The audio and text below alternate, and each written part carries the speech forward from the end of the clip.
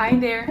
In this video, I will talk about the 2 ways I've been taught to vibrate, which one I find more effective and why, and things to keep in mind while playing. To begin, the first way I was taught to vibrate is by placing your finger on your collarbone and wiggling it back and forth.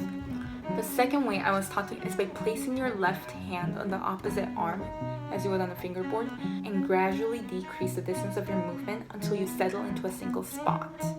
Now, I personally prefer the second method of teaching, and let me explain why. Vibrato is an effect used to add expression to music, and it is characterized by 2 factors. The first, the speed of pitch variation, and second, the amount of pitch varied. On the cello, this means that depending on the musical effect you are trying to create, you vary how quickly you move your hand and how much you move your hand. The first example, where you place your hand on the collarbone, encourages you to keep your finger grounded onto a single spot, which implies that while you can change how quickly you move your hand, you do not move any distance to create pitch variation. However, in the second example, by moving your arm up and down, you not only can vary the speed of your movement, but also the distance of your movement, and this allows you to take control of the full range of characteristics necessary to create the exact musical effect you are trying to create.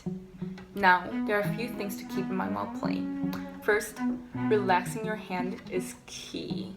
This will help your vibrato be more even and sustainable, which means it will help you to vibrate on every note, including the tough ones like the pinky.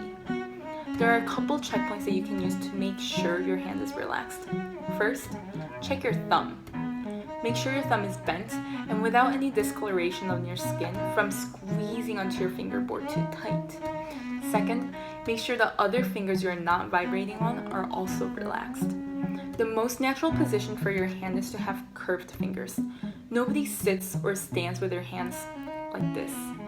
So, anytime you sense that your fingers are feeling a little stiff, give them a little shake.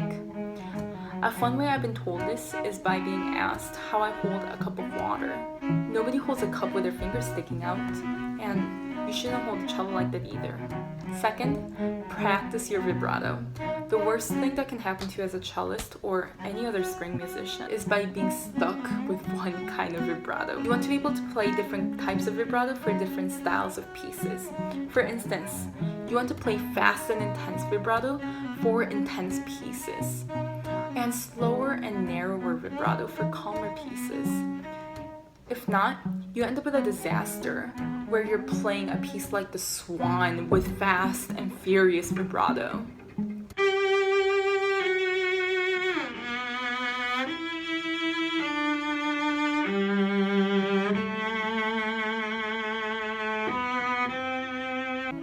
For me, I have the tendency to play the fast and obnoxious vibrato.